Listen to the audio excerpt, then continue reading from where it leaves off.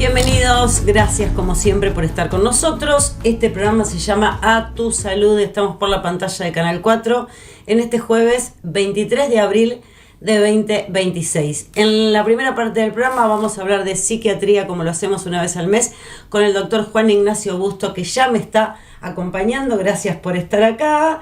Y voy a tirar el título, porque esto va a ser un ping-pong de preguntas, de afirmaciones y respuestas, no preguntas.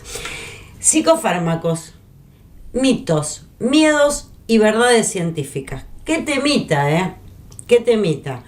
Yo voy a aclarar que la producción la hizo el doctor y me parece destacable en este sentido para hablar sobre este tema. Así que no me voy a correr de estas afirmaciones que me pasó Juani. Gracias por estar acá como siempre.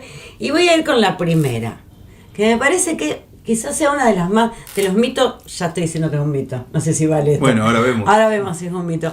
Lo que más se repite, los psicofármacos te dejan como un zombie. Bueno, gracias de nuevo por este por espacio. Por favor, un placer.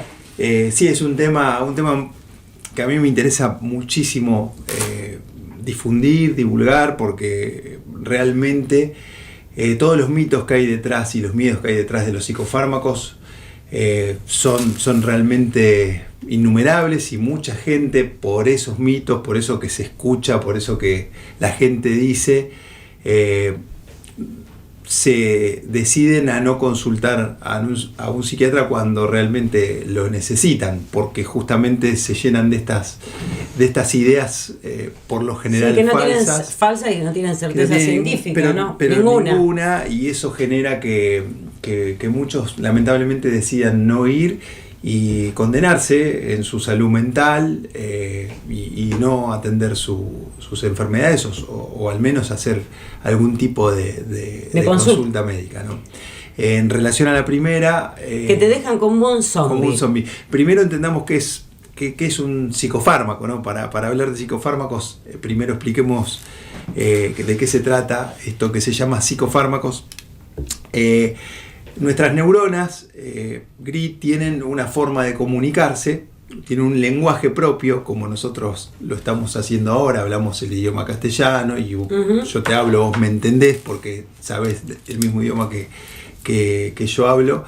Y las neuronas no tienen un lenguaje hablado, sino que tienen un lenguaje a través de la química. Sí, si nosotros, no sé si vos sabrás o no, pero hablas chino o no tenés idea. No tengo yo idea. Tampoco. Así que si vamos a China, no entendemos nada, no nos podemos comunicar. Sí, básicamente estamos fritos, estamos al horno porque no hay forma de interaccionar porque no entendemos. Es lo que hacen de alguna manera los psicofármacos, que son moléculas, son químicos que trabajan en nuestro cerebro, en nuestro sistema nervioso central, es de alguna manera modular y regular esa comunicación para que las neuronas de alguna manera hablen el mismo idioma.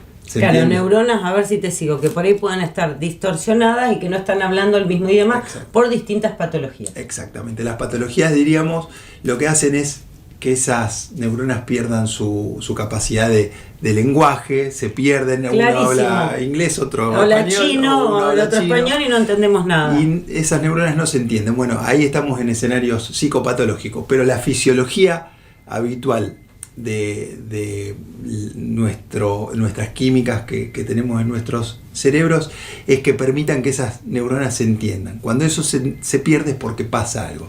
Los psicofármacos vienen a modular ese lenguaje que tiene nuestro cerebro. ¿Se entiende? Totalmente. Entonces, para arrancar tenemos que explicar muy bien qué es lo que significa un psicofármaco.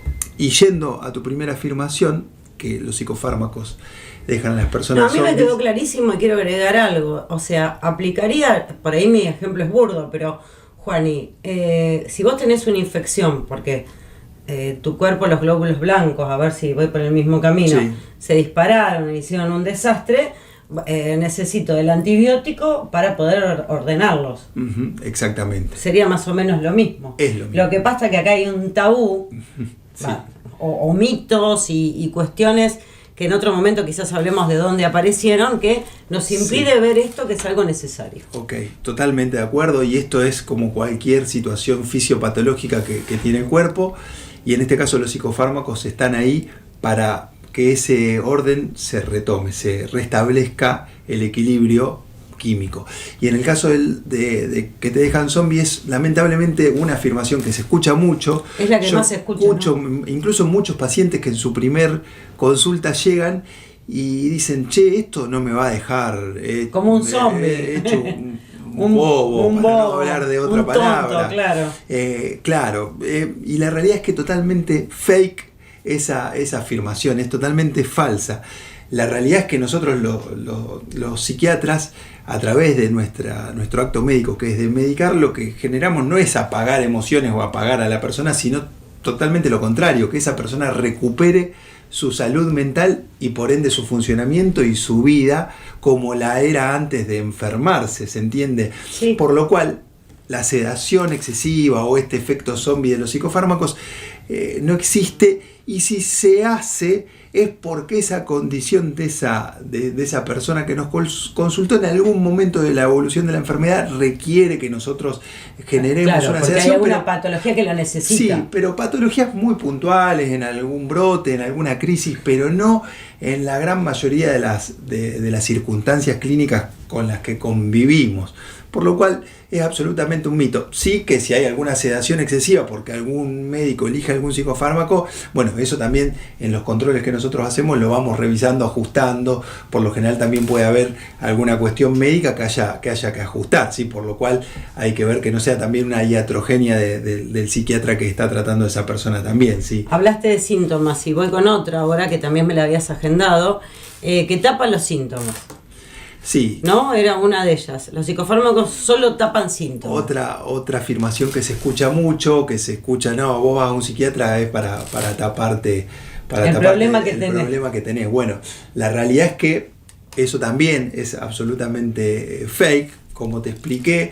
Cuando nosotros decidimos en el acto médico indicar un psicofármaco o varios de acuerdo a la patología que nos llega, nosotros lo que estamos tratando de hacer es restablecer el orden químico de ese circuito cerebral que perdió ese orden.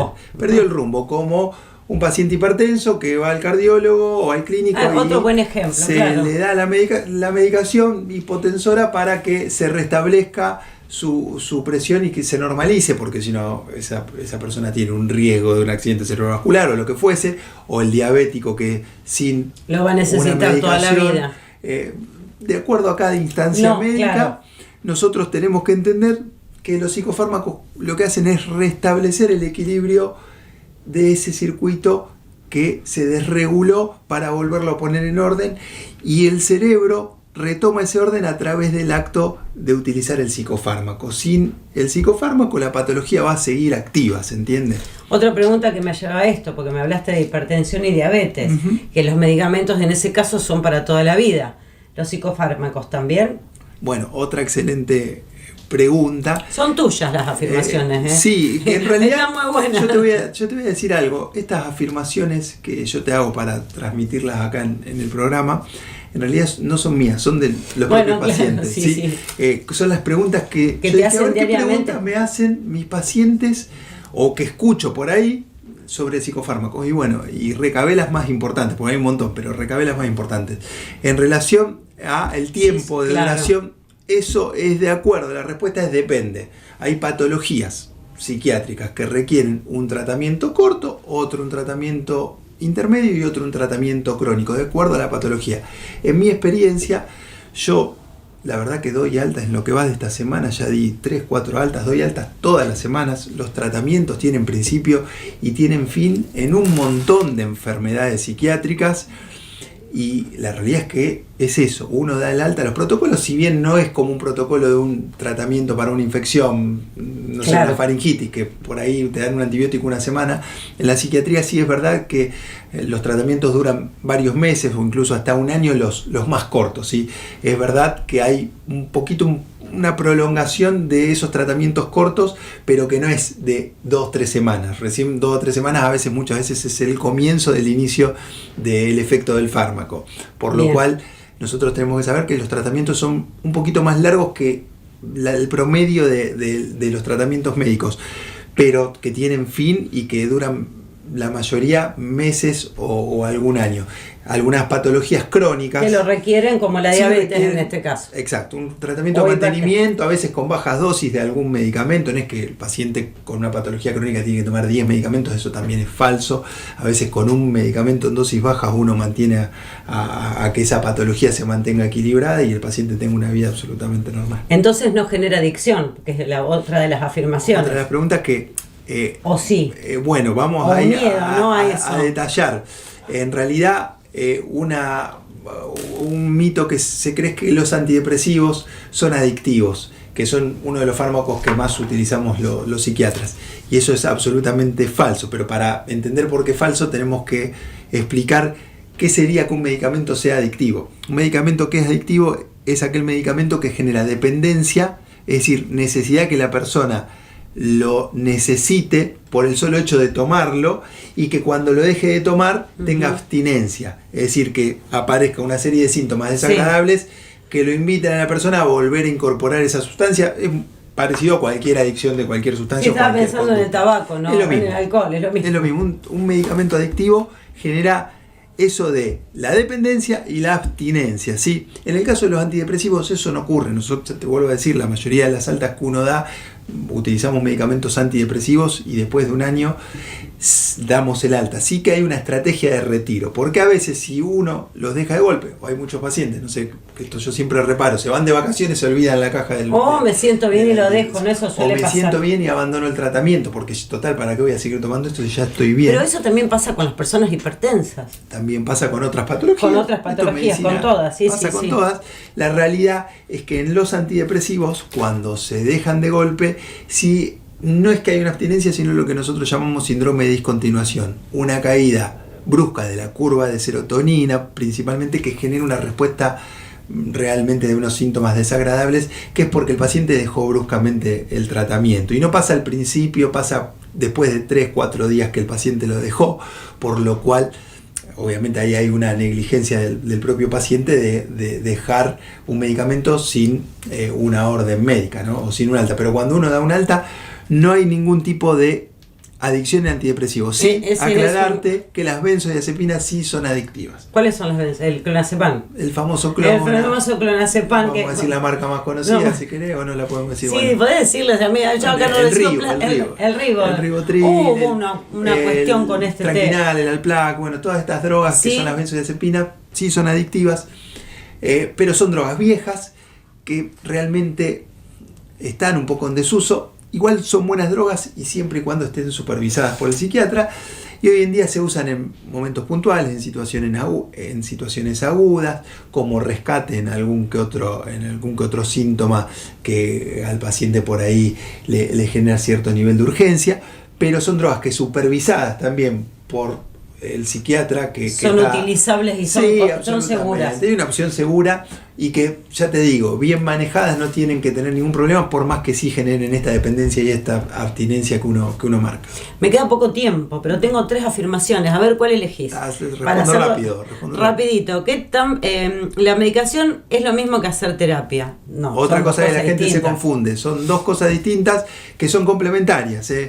Yo siempre digo, yo soy el traumatólogo y el psicólogo es el kinesiólogo. Digo, claro. Entendamos que en la medicina hay muchas estrategias complementarias que no por ser complementarias tienen que ser las mismas. Me dijiste que la automedicación, bueno, es peligrosa, vos recién lo dijiste. O sea, ¿qué tan peligrosa es? Es la otra afirmación que tengo acá. Absolutamente. Sí, hay mucha gente que se automedica con psicofármacos, ¿sí? Y en esa automedicación no están entendiendo que los psicofármacos que trabajan en nuestro sistema nervioso, el órgano madre, si los hay, la realidad es que está utilizando un químico que está alterando circuitos cerebrales, por lo cual, imagínense todo lo que yo estudié, 6 años de médico, residencia en psiquiatría y sigo formándome continuamente para indicar un medicamento que tiene un montón de efectos terapéuticos, pero también que hay que controlar un montón de cuestiones adversas. Entonces, dicho esto, no recomiendo a nadie que se automedique con psicofármacos, sino que consulte como corresponde al médico.